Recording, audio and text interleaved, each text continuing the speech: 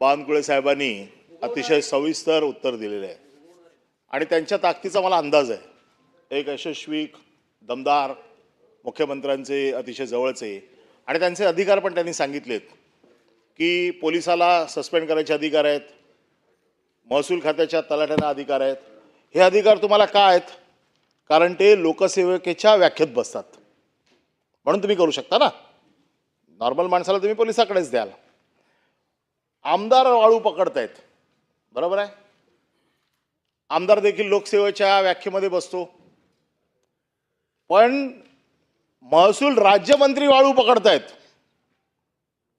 आणि मी तुमच्याकडे 5 प्रकरणं देतो पुढच्या 3 दिवसात की महसूल राज्यमंत्र्याने वाळू पकडली आणि ती वाळू तुमच्या धोरणाप्रमाणे जे तहसीलदाराने 5 ब्रास गरिबांना द्यायला पाहिजे ती दिली नाही।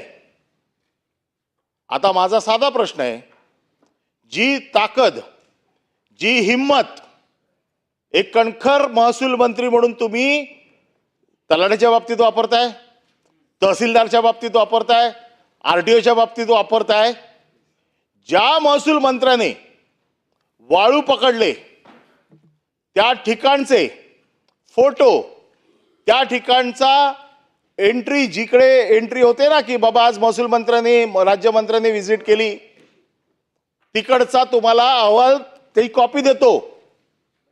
हे सगळं प्राप्त झाल्याच्या नंतर आपण महसूल मंत्र्याला सस्पेंड करू शकता का? त्याचं कारण असं आहे की ते देखील लोकसेवेच्या व्याख्येत बसतात। आमच्यावरती दाखल केलं ना लोकसेवेच्या व्याख्येत बसतात म्हणून। आता हिम्मत दाखवा। आणि माझा साधा प्रश्न आहे, ही छोटी चिलट मारू नका, मारायचं आहे ना मोठा गडी मारा। आणि तुमच्या हिमतीची तर मी दाद देईनच, कारण मला माहिती आहे तुम्ही एकदम ताकदवर आहात। आज सभागृहाला नाही, तुमच्या माध्यमातून महाराष्ट्राच्या तमाम 12 कोटी जनतेला कळू देत की महसूल राज्यमंत्र्याचं देखील चोरी असेल तर आम्ही ती मान्य करणार नाही। सरकारचा कणखरपणा दाखवण्याची ही वेळ आहे। आता उत्तर द्या। महसूल मंत्री